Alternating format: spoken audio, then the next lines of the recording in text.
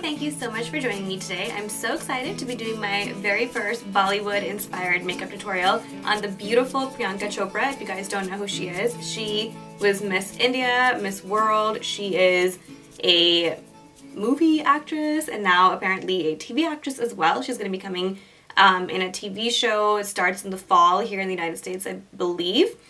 So she is this beautiful Indian movie star. Very multi-talented. She is also a singer apparently, like kind of does everything, and she's very good at everything. So she is kind of universally known to be just this beautiful femme fatale, and everybody has been asking me to do a makeup look based on her, as well as another Bollywood movie star that I will be doing later on. So this is what I came up with. What I realized for her is that she does very grungy types of makeup. So she does sort of like really imperfect eyes. She's not really big on the eyes. Whenever she does anything in the eyes, it's either like dark like this or just nothing at all.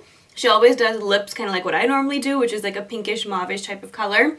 And so what I did is I took inspiration from all of her red carpet appearances that she's been doing lately, ever since the Grammys, was here in February, and now it's May. So she's been doing a ton of like red carpet stuff for her new TV show.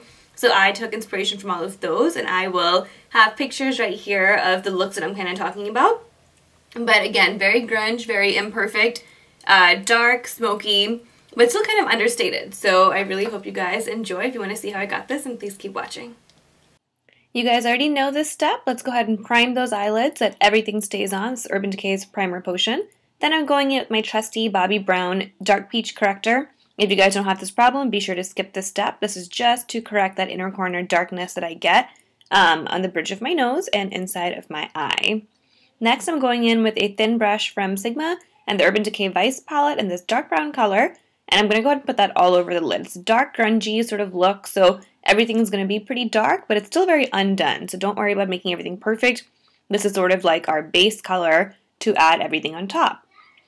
Next, I'm going in with Ofra's eyeliner in navy. Honestly, I would not really recommend this eyeliner. It's pretty dry, and it was kind of hurting to put it on. But it's navy eyeliner. We're going to go ahead and line our top and bottom lash line with this. Try to get this as dark as you can, but we will keep building with other colors as well. I like to go ahead and pull if it's hurting, because that'll help everything sort of glide on better. So I'm doing this on the bottom as well, making this as dark as I can. And the bottom eyeliner that she has is actually thicker, and this is not on the waterline. It's actually on the skin of your eye, so make sure you do not put this in the waterline at all. Next, with Makeup Forever's Aqua eyeshadow in the color 6E, I'm going to go on top with the navy on top of my eyelid, and also add a little bit, just like a little bit of a crayon drawing on the corner of my eye that is smudgy. Then with another Sigma brush, I'm going to go ahead and mix those two colors, blue and the blackish color, and deepen up this look. We're going to hold the brush diagonally, as you guys can see. I'm not taking these colors all the way to the inner corner of my eye, but more like halfway to my eye and then to the outer corner in this diagonal sort of look. You're going to keep blending basically until your hands want to fall off to get the desired darkness that you want and also make it look seamless. But again, very messy sort of look, very imperfect. You're just going to keep adding until you think that it is the desired darkness that you want. With another brush and the sleek Storm palette, I'm going to use that black. I love this black, you guys. Darkest black ever. I'm going to add this just to the outer corner, sort of pull it back up, and then smoke it out with a blending brush.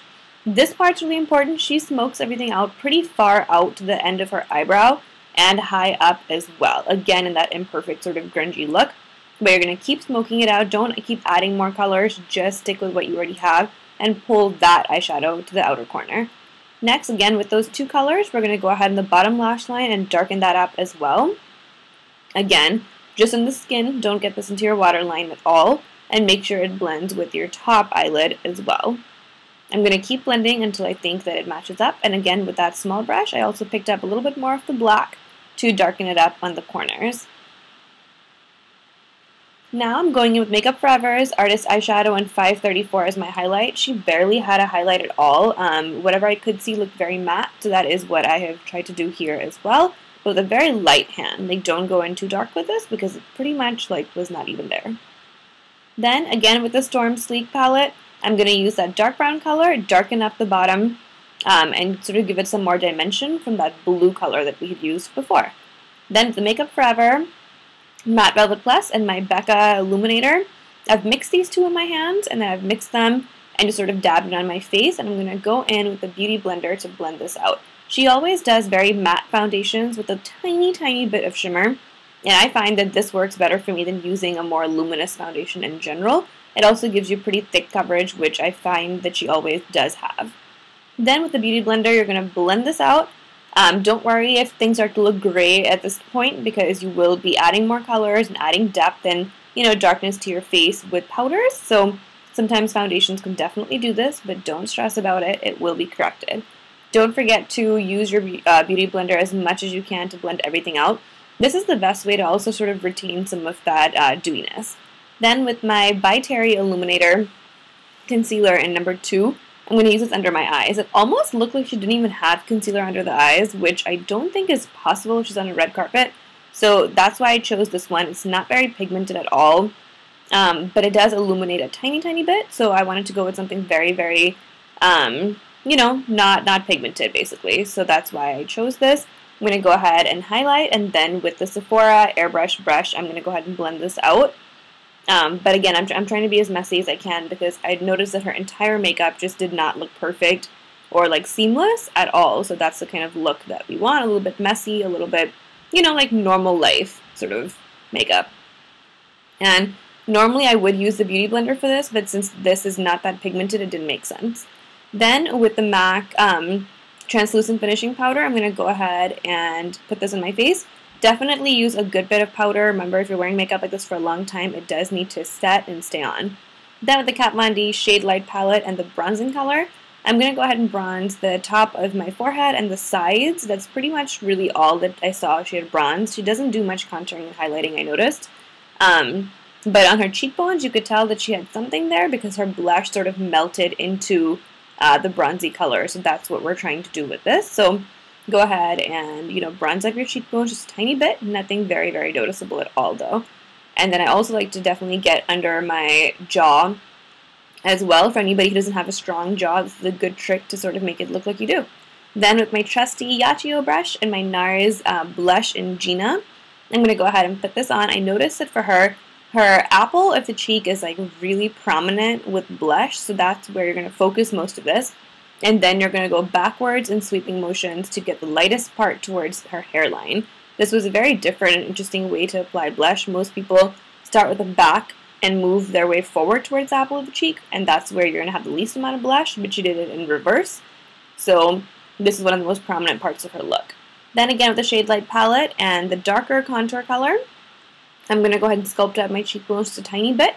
Not much, but just to make it look like there is dimension to that blush. That's the only reason for why we're doing this. She doesn't do much contouring, though, at all. I definitely noticed. And no contouring with the nose, you know, or anything of that nature either. Then I'm going to go ahead and cover up my lip color with MAC's Cream Conceal or something like that in the color Dim. You can use a concealer as well. Then I'm going in with Soar Lip Liner, which is basically the exact same color as the lipstick that she was wearing. And what I'm doing here, I'm being really careful because my lip line is darker than the rest of my lip. So I'm trying to conceal that with this before we put this everywhere else, because I noticed that for her lipstick, it did not look like she was wearing a lip liner at all. So you want everything to look one color. So I'm going a little bit darker on my lip line just to conceal it so you don't see any brown through this color. And then I'm going to go ahead and cover up my entire lip with this, darken this up as much as I can, and just basically get as much pigment in there as you can. This is also a good way to make your lipsticks last longer if you have a lip liner as your base. Then I'm going to go ahead and take that translucent powder again, and I'm going to matte out my lips by patting this on. And you know her eyebrows are always pretty dark, and they are pretty arched as well, so I'm going to be using my Anastasia Dip Brow Pomade in dark brown. I'm following the natural shape of my brow, but I'm definitely going in much darker than I usually do because her eyebrows are pretty dark. And they are really angular as well, so you guys will see that I am creating that angular shape. I will link my eyebrow video down below, so if you guys want to see how I do my brows with the Dip Brow Pomade, you guys can definitely check it out there. It's not as hard as it looks at all. And I'm definitely also focusing most of the color in the front, like, you know, in the front corner of the eyebrow too. That's not going to be much lighter. Then with that 534 color for Makeup Forever, I'm putting this onto my tear duct. Again, she doesn't have much in there. It's barely noticeable actually. So I wanted to go ahead and just put in something to brighten up that area without any shimmer, so that was the best option.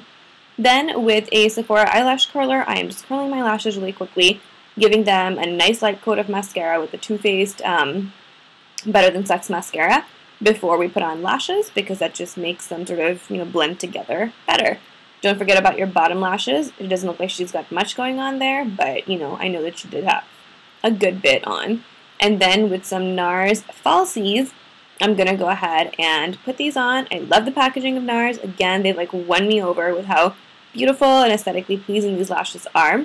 I've used the Duo Dark Glue, and I'm just sticking them on. Some people like to use tweezers. I'm not one of those people. Tweezers near my eye freak me out, but this is how I got them done. I hope you guys liked it.